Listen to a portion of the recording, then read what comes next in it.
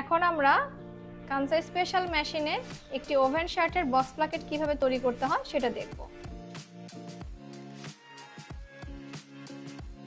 তো শুরুতে আমরা দুটো নিডল নিয়ে নিয়েছি। এখানে আমাদের শার্টের বক্স প্লাকেট তৈরি করার জন্য 1/4 সেলাই এখানে হবে। তো আমরা শুরু করি। মূলত বায়ারের চাহিদা অনুযায়ী শার্টের বক্স প্লাকেট তৈরি করার জন্য 2টার বেশিও নিডল ব্যবহার করা হয়। এখন আমরা কানসা স্পেশাল মেশিন দিয়ে ওভেন শার্টের বক্স প্লাকেট তৈরি করেছি। এটি সিঙ্গেল বক্স প্লাকেট। এখানে 2টি নিডল ব্যবহার করা হয়েছে।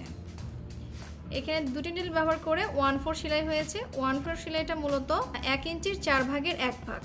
এটা হচ্ছে টপ সাইড আর এটা হচ্ছে ইনসাইড।